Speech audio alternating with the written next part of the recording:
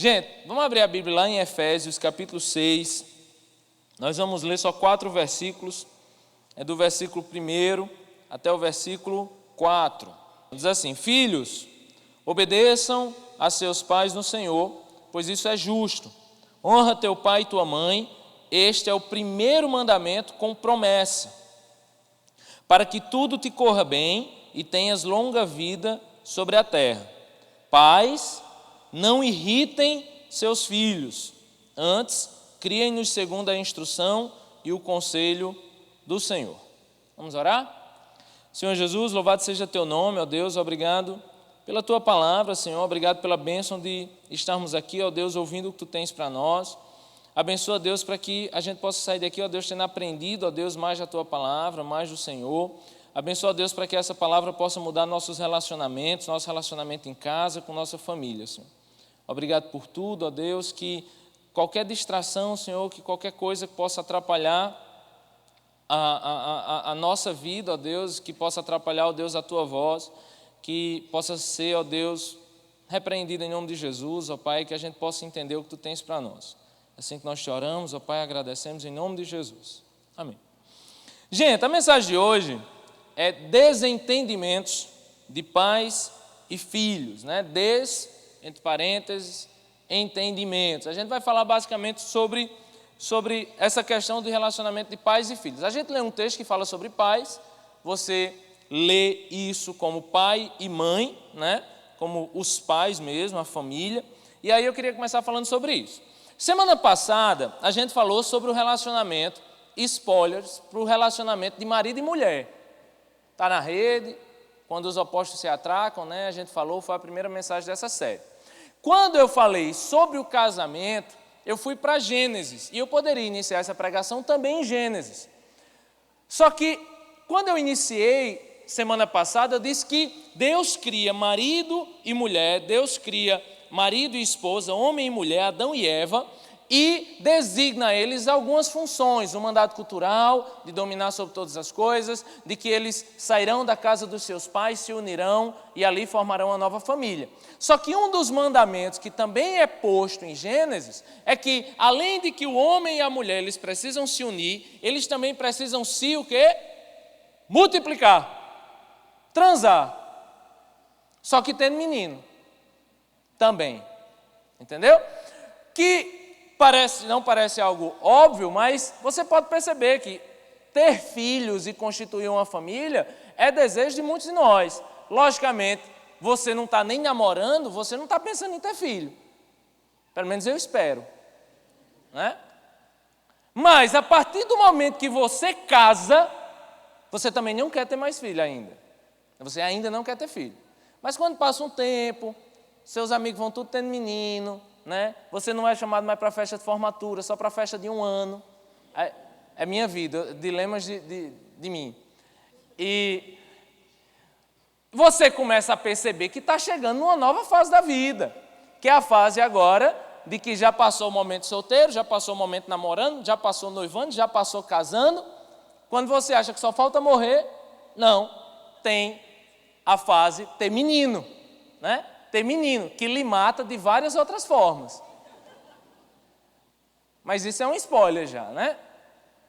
O fato é que Deus instituiu desde Gênesis a bênção da união de homem e de mulher, spoiler sobre o casamento da semana passada, mas ele também instituiu em Gênesis o mandamento da multiplicação. Ter filhos, gente, é bênção. Ter filhos é mandamento do Senhor. Multiplicar nessa terra é bênção do Senhor. E a gente precisa fugir de toda e qualquer filosofia que começa a pregar a independência tão grande, econômica, profissional e tal, que os casais começam a esquecer de que ter filhos é um mandamento do Senhor, é uma bênção do Senhor, é uma palavra do Senhor, é um mandato do Senhor para a nossa vida. Assim como unir-se a uma mulher é também o de multiplicar. Só que aí o pecado entra em Gênesis, e assim como o pecado deturpa o relacionamento de marido e mulher, adulterando os papéis sexuais de marido e de mulher, que foi o que eu falei semana passada, o pecado também destrói os papéis dos pais e dos filhos. O pecado também destruiu a coesão familiar perfeita entre pais e filhos.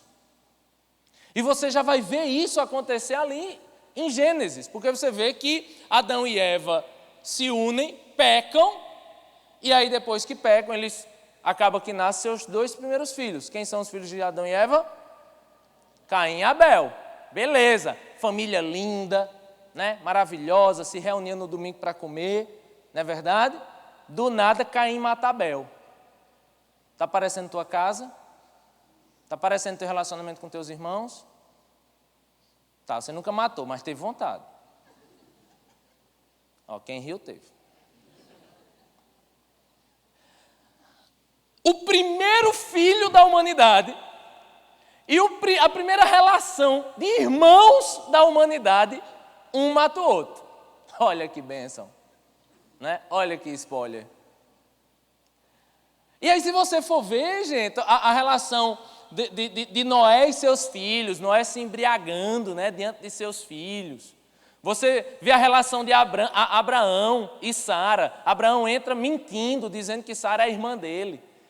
Isaac, o filho de Abraão, faz a mesma coisa, mente do mesmo jeito, porque filho imita pecado de pai, né? Você acha que não, mas você não imagina como você se parece com seu pai. Né? Só que você não nota, você precisa de uma namorada para lhe dizer. De outra pessoa de fora, porque você, não, eu nunca vou fazer isso. Não, repete. Abraão faz isso, Isaac repete isso. E aí tem Jacó rouba a bênção do irmão. Finge que é o irmão, chega para o pai, né? O pai cai na mentira do irmão, que foi o negócio ali, ó, maquinado com a esposa dele. Com a esposa de Isaac. Porque Isaac gostava de um filho, Rebeca gostava do outro filho. Não chore não, está parecendo sua casa. Aí um rouba a bênção do outro, fica brigado por anos, né?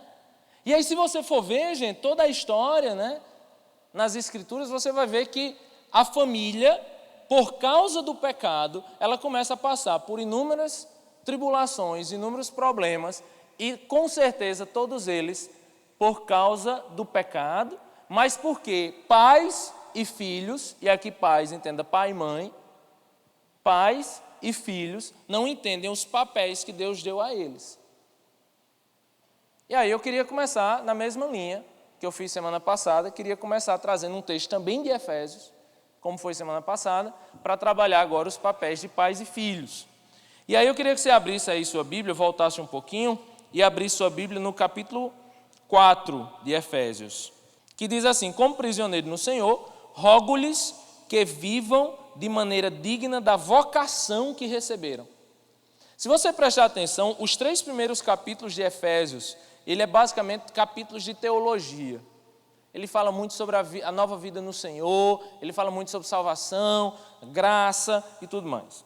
Só que aí quando ele começa no capítulo 4, ele começa falando sobre a nossa vocação de viver em comunidade. E aí depois ele começa falando a nossa vocação de viver como filhos do reino, santidade e tudo mais. Só que aí ele vai diminuindo o nosso campo de atuação e ele começa a falar da nossa relação de marido e mulher, que foi o texto que a gente leu semana passada. Agora, Paulo resume ainda mais e começa a falar da nossa vocação de viver dentro de uma família, dentro de uma casa, de viver com meu pai, com meus irmãos, com minha mãe, com minha avó, bisavó e tudo mais. E aí no capítulo 6, Paulo agora começa a falar dessa nossa vocação familiar, porque todos nós temos uma vocação familiar. E aí ele começa falando, eu vou pular para o versículo 4. O versículo 4, a gente vai falar primeiro sobre o papel de pai, depois a gente vai falar sobre o papel do filho. O papel de pai eu vou falar, porque como é a ideia inicial do spoiler, você já vai entender o que é ser pai, tá bom? Versículo 4 diz assim: pais, não irritem seus filhos. Eu acho justíssimo esse texto. Pais, não irritem seus filhos, antes criem-nos segundo a instrução e o conselho do Senhor. Olha que interessante. Olha que interessante. Qual é o papel do pai? O papel do pai é não irritar o menino. Pai sabe fazer isso, e mãe. Não é verdade? Sabe abusar. Sabe irritar a gente. Né? É só quando você chega com um namorado novo, o que é que o pai faz? Começa a contar a história sua de quando tu era bebê, né? Essa menina que comia bosta, né? Isso aí. Até que enfim trouxe um namorado de futuro, porque os outros 5, né? Não vai para a igreja não, hoje não. Por quê? Por que não? Mas por quê, mãe? Por que não? Né? O pai sabe fazer isso, né? Só que aí o texto, quando fala do papel do pai, logicamente já vou falar do papel do filho, eu vou primeiro instigar vocês no do pai. Ele diz, olha, pai, não irrite seu filho, antes seja um conselheiro, antes seja um discipulador. Veja o que o texto diz no final, não irritem seus filhos, eu vou falar melhor sobre irritar quando eu falar sobre os filhos, mas ele diz antes, criem-nos segundo a instrução e o conselho do Senhor. É interessante, gente, que se a gente for dizer qual é o papel do pai, o papel dos pais é ser sacerdote da sua casa. É ser líder na sua casa. O pai, gente, e a mãe, eles têm uma função diante do seu filho de ser um líder amoroso, compreensivo, sacerdotal, espiritual. A função de pai, gente, é uma função ministerial. É interessante isso, porque eu sempre fui crescendo dentro da igreja, fui crescendo na minha função de líder, de pastor e tudo mais, e ter filho, gente, foi quase que uma eventualidade da vida para mim. Quando a gente começou a tentar engravidar e tudo mais, engravidou, bênção, o menino nasceu, aleluia. Só que aí depois eu comecei a me tocar de uma coisa, eu nunca me preparei para ser um pai. Eu nunca pensei nos atributos e na necessidade que eu precisava de crescimento para ser um pai. Eu nunca entendi que ministério não era aquilo apenas que estava dentro da igreja. Ministério era principalmente aquilo que estava dentro de casa. E eu comecei a perceber que minha função pastoral, se ela não estivesse muito bem alicerçada dentro da minha casa e da minha família, o ministério que eu tivesse aqui na igreja, ele de nada seria, se ele nada fosse dentro de casa. E aí eu comecei a perceber que a função de pai é, antes de tudo, a função de um pastor, a função de um ministro, a função de um sacerdote. Pais e mães são pastores e pastoras, nesse sentido pode, pastores e pastoras dos seus filhos.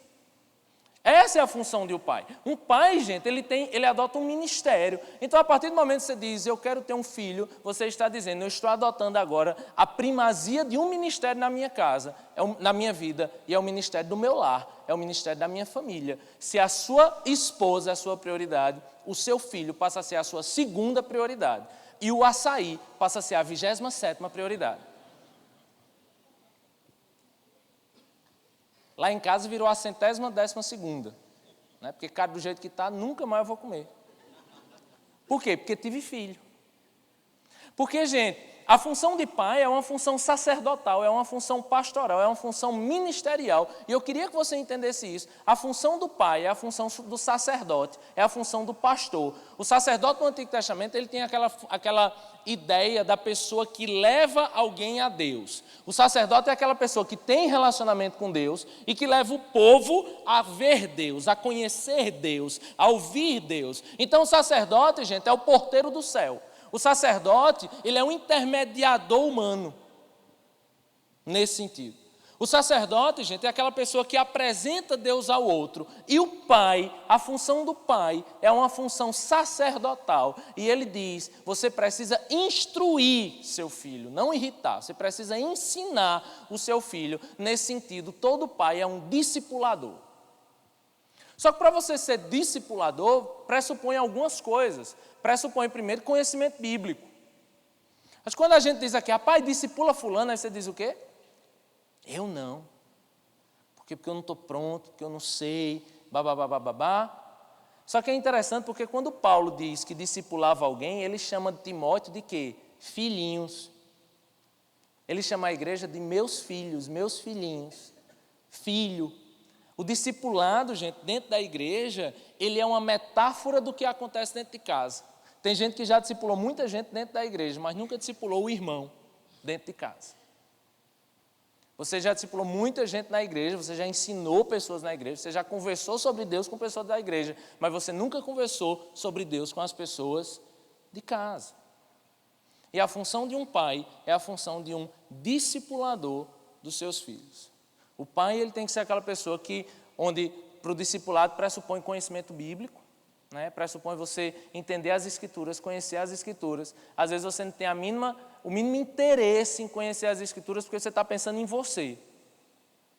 Só que se você deseja ter um filho um dia na vida, e eu sei que se eu fizer essa pergunta praticamente todos vão responder que sim, todos aqui devem querer ter um filho na vida, um dia na vida, eu preciso lhe dizer que o conhecimento bíblico e entregar a palavra do Senhor para o seu filho é a maior função que você pode ter como pai.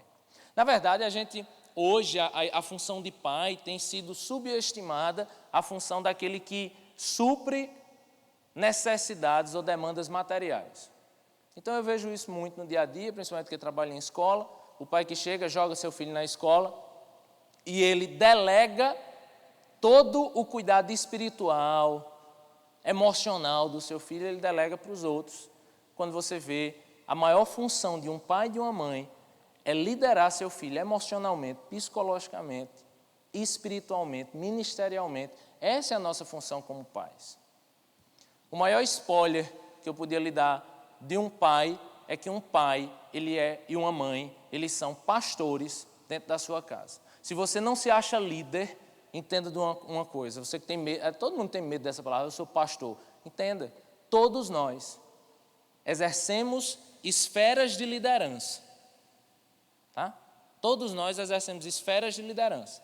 Às vezes no seu trabalho você lidera 200 pessoas, você exerce uma esfera de liderança lá dentro. Você é líder de 200 pessoas. Pastor Sérgio exerce uma esfera de liderança maior numa comunidade de não sei quantas mil pessoas. Aí você diz, não, Tiago, mas eu não sou líder, eu não sou ninguém, eu sou pequenininho, eu não sei nada. Você pode nunca liderar nada na sua vida, mas o seu lar precisa ser liderado por você, pai e mãe. Porque no que se refere a filho, a liderança sobre o filho é do pai e da mãe.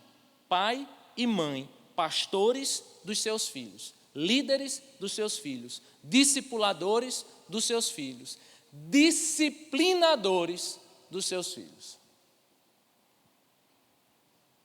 E isso é tão importante, gente. É interessante essa coisa da disciplina, né? Porque a questão primeiro do discipulado. Nesses dias, estava aqui na escola, o menino chegou para a mãe e fez, mãe, eu sou cristão porque nasci no Brasil. 10 anos o menino. Eu sou cristão porque nasci no Brasil. Aí a mãe disse, não, você é cristão porque você levantou a mão e aceitou Jesus. Olha que explicação perfeita, né, sobre o que é cristianismo. Você levantou a mão e aceitou Jesus. Aí o menino disse, mas se eu tivesse nascido num país muçulmano, eu não seria muçulmano? Aí a mãe fez, Satanás, saia da vida do meu filho. Essa mulher trouxe esse menino para a igreja numa pressa, mandando a gente orar pelo menino, interceder pelo menino. Satanás estava tomando a mente do menino. 5 minutos de conversa com esse menino estava aceitando Jesus de novo. Ela fez, eu não sabia que a resposta era tão simples. Eu disse, mas a responsabilidade é sua de saber. Porque vai ter uma hora que não vai ter pastor aqui para responder. O pastor primeiro da sua casa é a senhora e seu marido. Você nem sempre vai ter pessoas para responder para o seu filho. Uma função primária também de um pai, gente, é a disciplina. É a disciplina. Nossa, como eu apanhei. Glória a Deus. E meu pai e minha mãe estão ali para confirmar. Apanhei, pai, levanta a mão. Apanhei, ali, estão ali. Muito, né? Muito. Deu certo, eu acho. Nesses dias eu fui disciplinar a Bela. Bicha nojenta, fica querendo pegar no fio. Eu fui perdendo a paciência com ela. Só quer brincar com fio e energia elétrica. Quer ser engenheiro, eu acho, essa menina, engenheira elétrica. Está mais para trabalhar na Energisa. Mexendo em fio, mexendo na tomada, não sei o que. Eu falei, amor, vou bater nessa menina. Aí, meu amor, vamos tentar, né? Ver se já pode. Rapaz, dei uma batida na mão dela. Foi mesmo que pegar meu coração assim e virar 3 vezes assim. Ó. Quando eu olhei, ela começou a rir.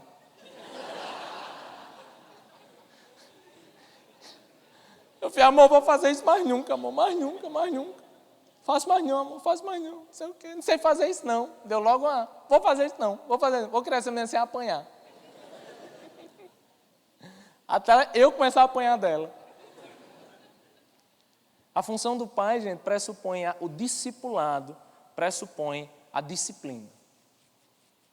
Isso é indispensável para um pai, mesmo como diz Hebreus. Às vezes a gente não entende porque nossos pais fazem isso com a gente. A gente não entende porque nossos pais fazem ou se comportam de determinada forma. Mas eles nos disciplinam porque nos amam. Essa é a função de um pai. Você quer ser pai? Então, lê a Bíblia. Você quer ser pai? Eu quero ser pai, Tiago. Acho tão bonitinho em fralda. Acho tão bonitinho pegar em menino. Ser gofado por menino. Acho tão bonitinho pegar em merda de menino. Meu Deus, como é lindo, Tiago, você andar com o menino no shopping. Sabe? É lindo isso. Então, vá ler a Bíblia. Vá ter uma cosmovisão cristã sobre tudo, sobre namoro. Você precisa ter uma cosmovisão cristã sobre dinheiro, sobre profissão, sabe? Sobre tudo. Sobre tudo. Porque seu filho vai lhe perguntar sobre tudo, vai lhe perguntar sobre profissão, vai lhe perguntar sobre, sabe, vida sentimental, emocional. E é muito fácil dar conselho para a juventude. Eu acho isso fácil demais. Mas quando for Bela chegando para mim dizendo, papai, fulano me beijou. Vixe, eu vou mudar logo de assunto.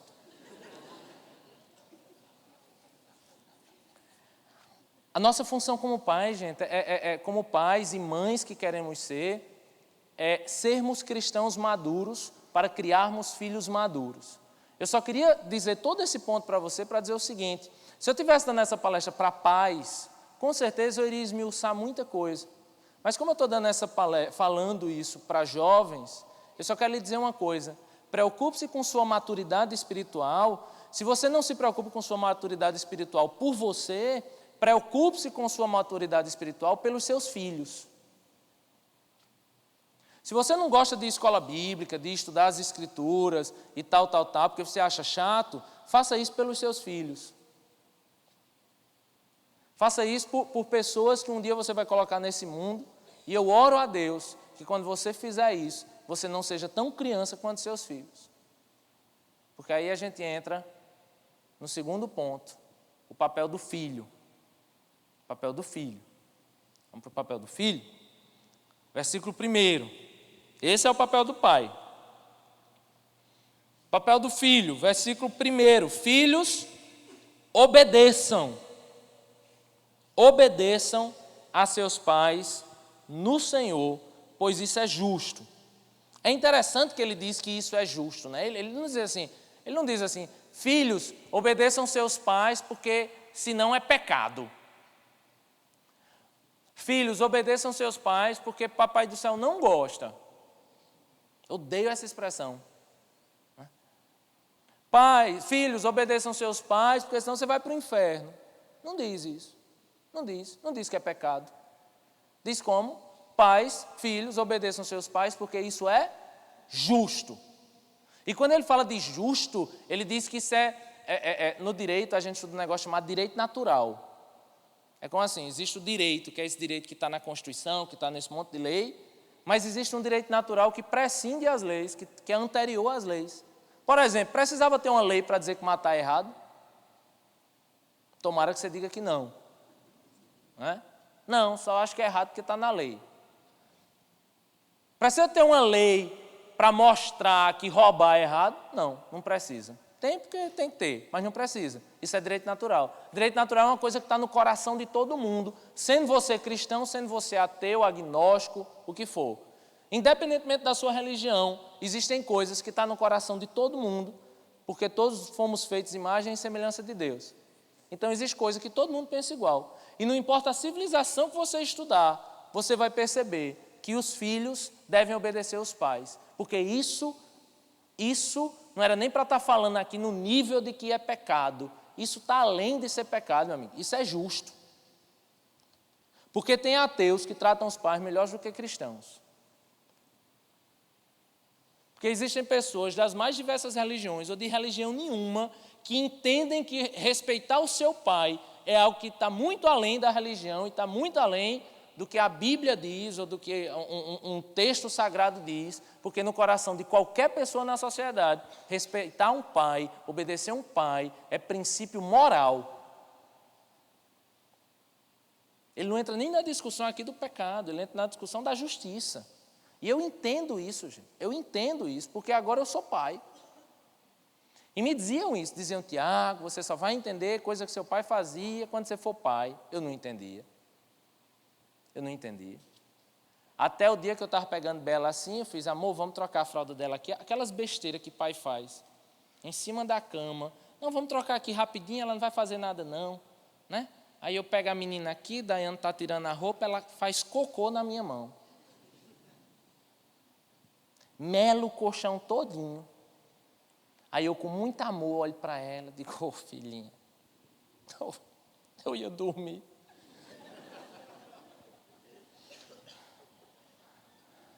Essa noite agora, fiquei acordado até 1h30 da manhã assistindo o jogo. Para quê, gente? Eu não posso mais fazer isso. Né? Você é pai, você não pode mais pensar em jogo.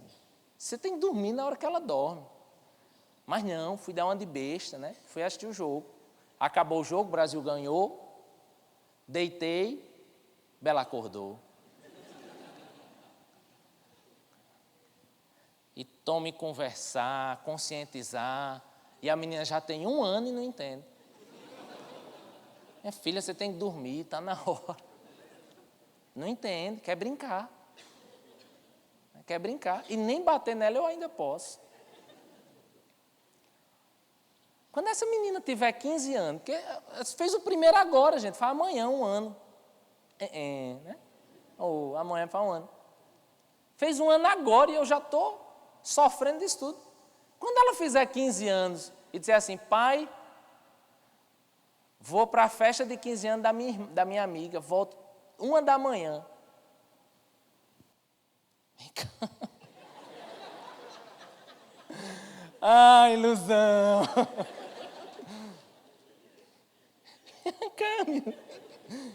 Que foi, pai? Tu atrasada. Atrasada. Tu sabe lá o que é perder as coisas? Você não vem ainda por quê, meu filho? Você vai voltar daqui a 1 hora. Eu acho que eu vou ser assim, eu vou ser ruim. Aí depois daquela negociada gospel, eu vou dizer, pronto, minha filha, 9h30. Aí ela vai dizer o quê? É injusto. Não é assim?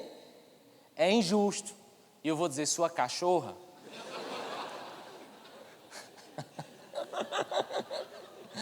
Do papai. Você não sabe o que é justiça, porque eu que vivi toda essa história com você. Eu que cuidei de você esse tempo todo, eu não vou perder você numa madrugada da vida, entendeu? Porque você acha que é porque o pai tem birra, que não deixa você sair, que não está nem aí se você voltar. Aí eu me arrependo das coisas que eu fiz, gente. E é bom que meus pais estão aqui, eu já peço perdão logo. Eu saí, o povo da igreja. E aí, como todo solteiro namorando, né? Eu namorava e tal, mas saí o pessoal da conexão. Morando aí na casa dos pais. Viu de amanhecer jogando imaginação. Né? Tá se enxergando, né? Chegava em casa já de manhã. Meu pai chateado comigo. Porque eu não liguei. Para que ligar?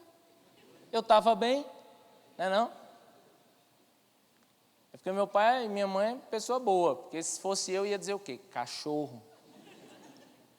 Eu estou preocupado com você, porque eu estou esses anos todos cuidando de você, enquanto você só mete o dedo na tomada. É um conceito de justiça, gente, às vezes é um conceito muito amplo, mas é esse o conceito inicial que Paulo coloca. Filhos, obedeçam aos pais, porque isso é uma questão de justiça. Porque você precisa obedecer, porque a função de um filho, antes de tudo, é obedecer seus pais. E aí Paulo aumenta o critério, ele não diz só obedecer. Ele diz que você tem, versículo 2, honra teu pai e tua mãe. Esse é o primeiro mandamento com promessa. Eu acho interessante esses mandamentos com promessa, que eles dizem assim, honra teu pai e tua mãe, para que tudo te corra bem e tenha longa vida sobre a terra. Ou seja, se não honrar, entendeu? Honra teu pai e tua mãe. Para quê? Para você viver um pouquinho mais na vida. Isso parece um conceito que a gente não entende, né? Mas logicamente, existem pais que tomam decisões muito erradas para nós e tudo mais, isso eu vou falar mais tarde. Só que, quando eu falei semana passada que a mulher exercia dentro do papel familiar, o marido exercia um papel de liderança dentro de casa e a mulher tinha um papel de submissão, na relação de filho e filha, nós, filhos e filhas, somos submissos ao nosso pai e à nossa mãe. Aí você vai dizer, Tiago, até quando? Já está trabalhando, né? Você já está num estágio, já ganha seus R$200, né? Não, Tiago, eu entendo isso, mas isso até quando eu tinha 10 anos, né, Tiago? Quando eu tinha 12, quando eu tinha 18, quando eu saí da escola, pronto, né? Me tornei independente. Agora, Tiago, eu já sou estagiário do Ministério Público.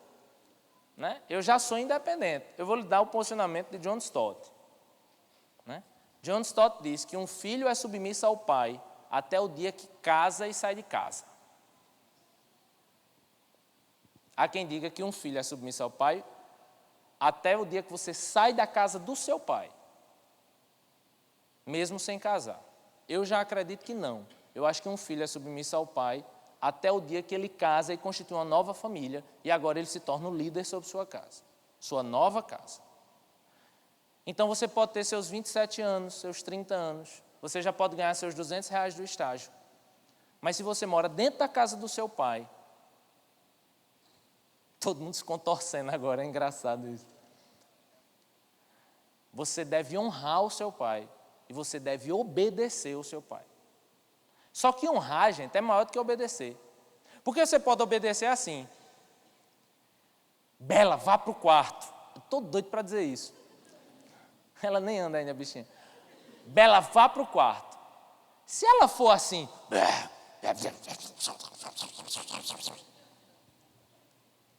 E pá, bate a porta do quarto. Liga Hillsong e vai louvar o Senhor.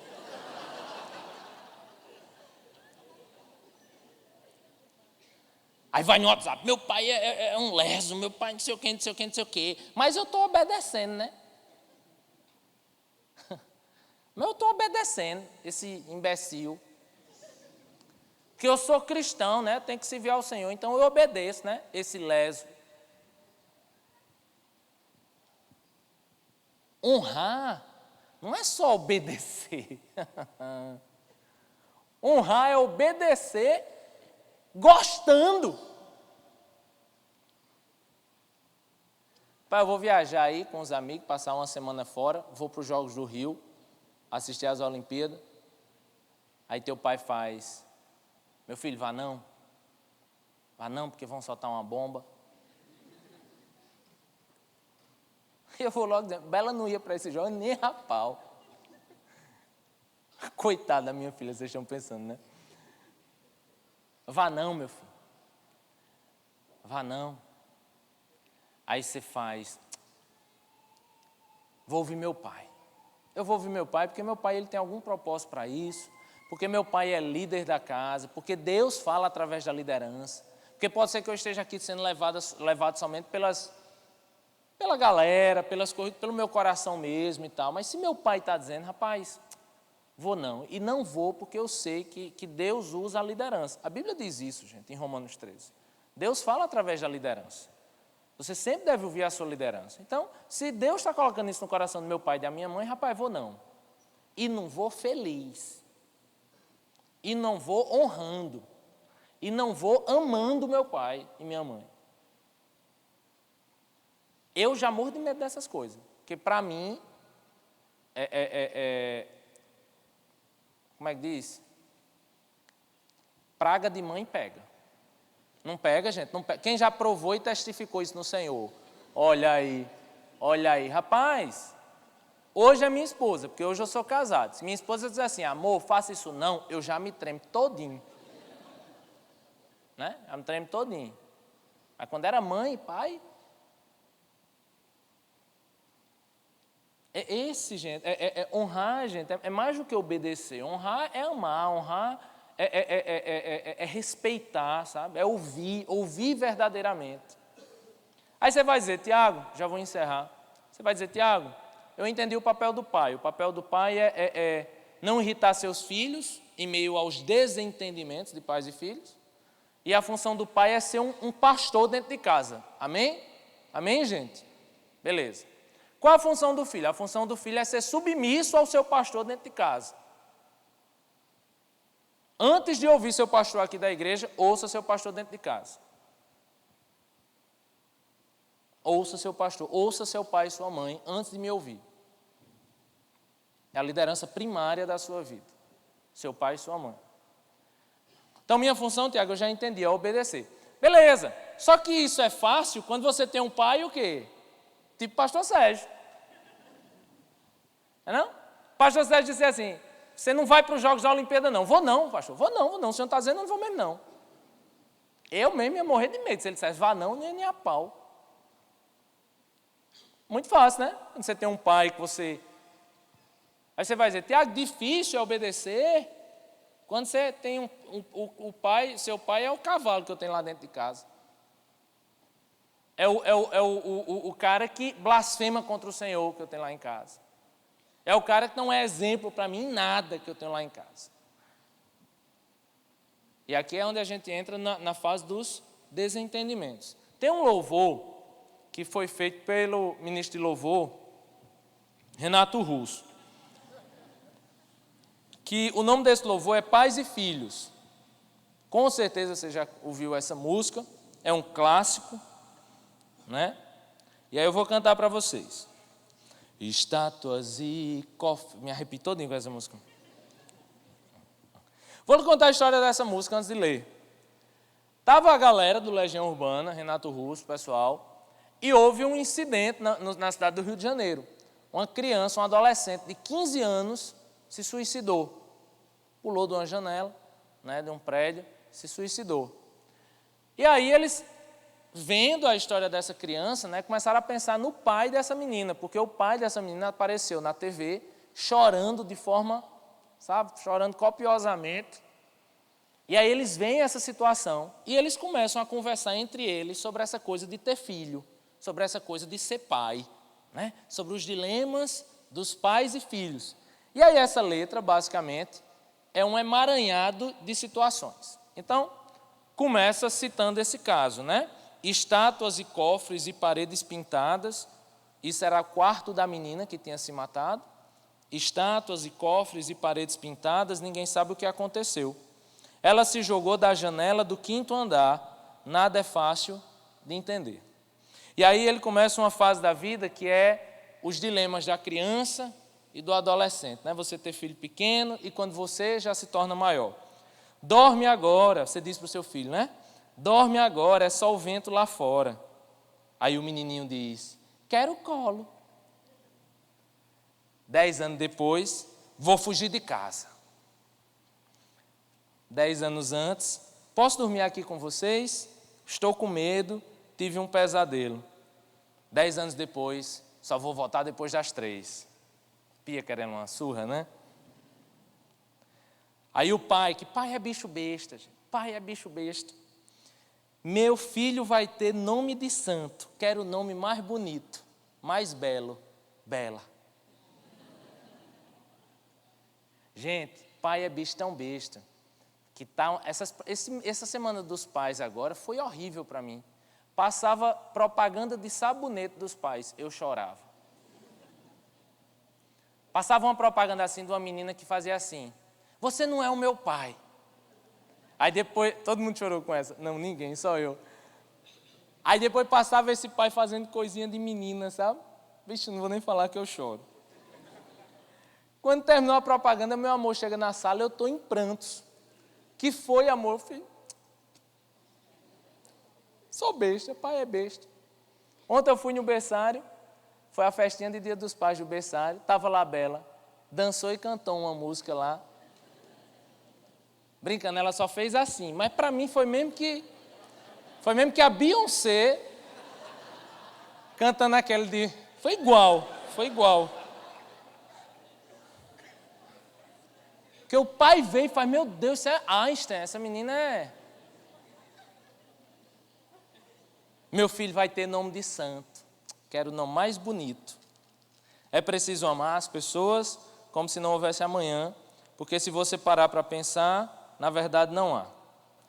Perguntas de filho, né? Me diz por que o céu é azul? Me explica a grande fúria do mundo. E aí eles começam a falar a realidade de suas casas, de suas famílias. Um diz, são meus filhos que tomam conta de mim. O outro, eu moro com a minha mãe, mas meu pai vem me visitar. Outro diz, eu moro na rua, não tenho ninguém, eu moro em qualquer lugar. Já morei em tanta casa que nem me lembro mais. Por fim, o outro diz, eu ainda moro com meus pais. No fim, ele encerra a música dizendo assim, sou uma gota d'água, porque se a gente prestar atenção, nós filhos nos achamos donos do mundo, mas a gente é tão pequeno. Sou uma gota d'água, sou um grão de areia. Você me diz que seus pais não entendem, mas você não entende seus pais. Você culpa seus pais por tudo, isso é um absurdo. São crianças como você. O que você vai ser quando você crescer? Espero que um pai maduro e um pai que entenda que os erros do seu pai não foram erros de alguém que queria irritar ou de alguém que queria lhe prejudicar. Foram erros, talvez, de uma outra criança que não entendia a fé que você tem, que não entendia os propósitos ainda de Deus na sua vida, ou que não entendia o que era melhor para você, mas porque pensava em algo, ou queria algo que para ele era o melhor. No final, gente, toda família é diferente. Toda família é diferente. Você mora com seu pai, você mora com sua mãe, você não mora em canto nenhum, você mora em todo lugar, sabe? Você tem um pai de uma forma, você tem uma mãe de outra forma. No final, todos nós temos famílias diferentes. A coisa mais sábia que a gente pode fazer, independentemente dos erros que talvez os seus pais cometeram com você, é você se comprometer a crescer, a amadurecer e a tentar ser um pai melhor. Se a gente fizer isso, com certeza, da mesma forma como os erros dos nossos pais se perpetuam pelas gerações, você pode ser a geração que vai consertar o passado e restaurar o Senhor como Deus da sua casa. O nosso objetivo como pais e mães, o nosso spoiler de família, é que nós precisamos amadurecer para ser pastores e pastoras da nossa casa. E aí talvez muitas coisas ainda estejam desconfiguradas em sua mente, talvez muitos de nós ainda temos problemas dentro da nossa casa. E aí eu queria que você visse esse vídeo, para a gente encerrar com ele, e aí que a gente pudesse aprender um pouco a restaurar, quer seja de baixo para cima, como um filho que discipula seus pais, quer seja de cima para baixo, como um pai que discipula seus filhos. Pode soltar o vídeo. Família é mundiça, como diz lá em Patos.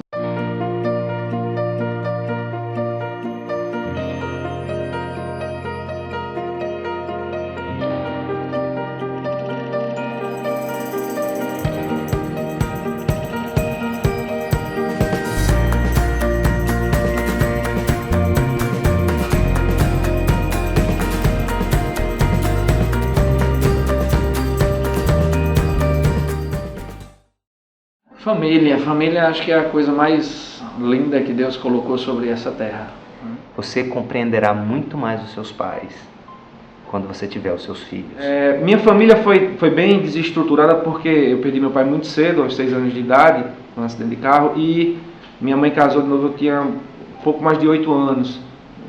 Viemos morar em João Pessoa por esse motivo. Eu tenho uma família muito forte, uma família que me ajudou muito desde o começo, né? Uma família do sertão, meu pai e minha mãe me criaram com muita dificuldade no sertão do estado, então com uma banca de revista e com muita dignidade meus pais me educaram. E quando eu penso em família, eu sempre penso muito nos meus pais. Quando a gente é jovem, a gente só aprende, como disse, a valorizar o tempo com os nossos pais e a valorizar o tempo que eles dedicaram a nós quando a gente dedica o nosso tempo aos nossos filhos. Mas a gente comete algumas falhas, alguns erros na família. A bênção da proximidade e da intimidade às vezes vira o motivo de discórdias, o motivo de intrigas, o motivo de brigas, né? E acho que pela nossa imaturidade a gente coloca essas pequenas diferenças como algo mais importante do que a história que você tem dentro da sua casa. E se eu puder te influenciar de alguma forma, aproveite isso, seja franco. Até quando é difícil ser franco com os pais, mas seja. Porque Deus vai fazer grandes coisas no relacionamento, através da verdade, sabe? Seja verdadeiro com seus pais. Porque Deus certamente te usará para construir assim, laços fortes na verdade com eles. Mesmo que tudo esteja quebrado, esteja destruído, esteja cansado, sempre dá para ter vida novamente com os pais. Aproveita isso. Eu tive um pai maravilhoso, uma pessoa que se doava demais a mim, e acho que ele me ensinou a amar. E meu pai era um homem semi-analfabeto, um homem que tinha pouco a me ensinar do ponto de vista intelectual e acho que por arrogância minha eu perdi a admiração por meu pai ali na minha adolescência e fui me distanciando. Meu pai sempre teve a sua forma de dizer que me amava. Meu pai me cobria, meu pai separava minha comida, meu pai cuidava de mim de uma maneira muito especial. Mas como um homem sertanejo, como um homem de pouca instrução, não era de muitas palavras. E eu, ao contrário, esperava talvez que essas palavras dele pudessem chegar até a mim. Fui crescendo e me desenvolvendo, me tornei homem com essa insatisfação no coração. Meu pai nunca se distanciou de mim, mas eu me distanciei dele várias vezes. E eu comecei a me dar conta de que meu pai tinha suas razões para não dizer que me amava, mas eu não tinha nenhuma razão para não dizer a mesma coisa a ele.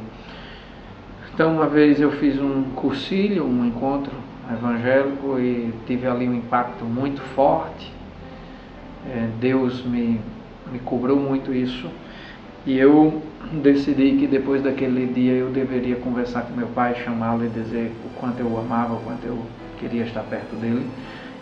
Mas isso aconteceu em outubro e eu fiquei postergando de maneira bastante covarde, empurrando para frente, e veio o Natal e eu disse, eu vou falar que amo meu pai no Natal e não falei. Ano novo, vida nova, nada melhor do que um momento como esse para eu chegar e dizer, meu pai, eu te amo, eu quero te pedir perdão, eu quero te abraçar.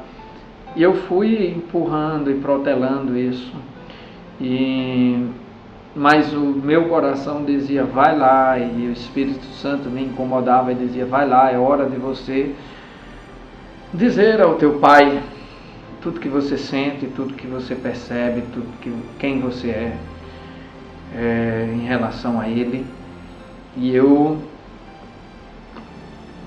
passados alguns meses, quando chegou em fevereiro, numa reunião que teve lá em casa de clube bíblico, eu tomei coragem, me levantei, fui até meu pai, chamei um canto e disse, pai, eu amo muito você E são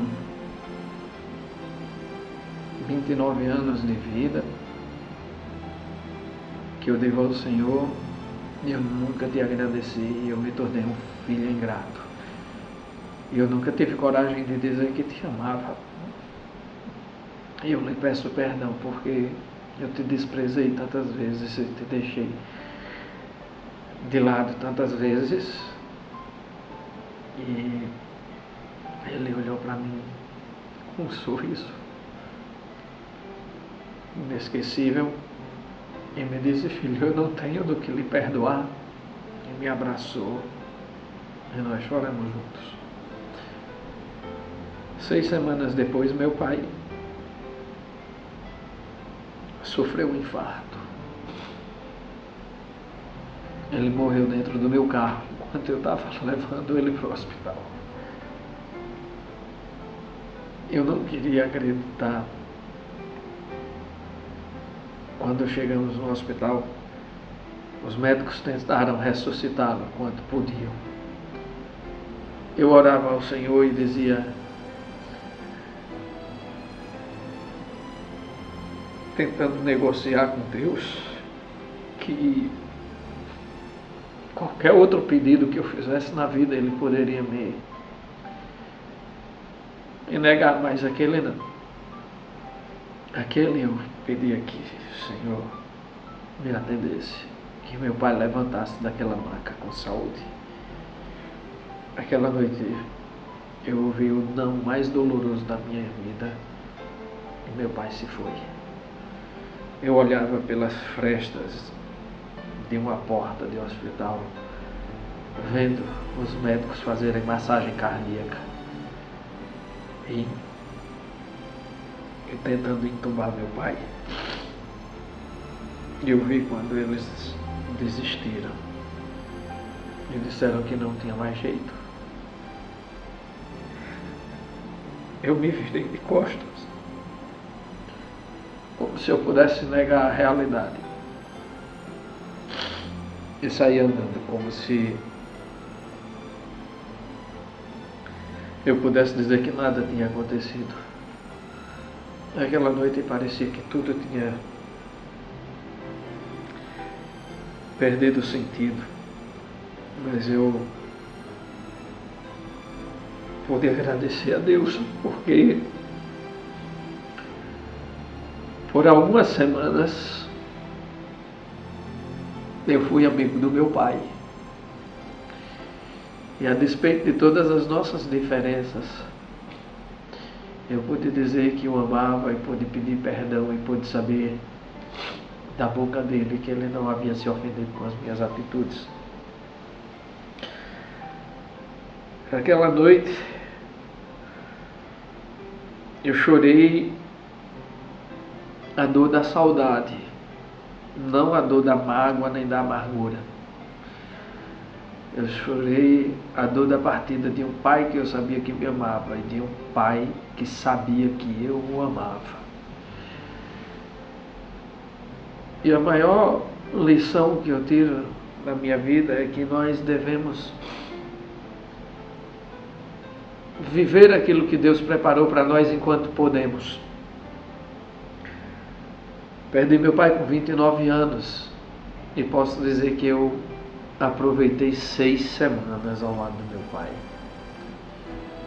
Eu podia ter vivido tão melhor se eu não tivesse errado tanto.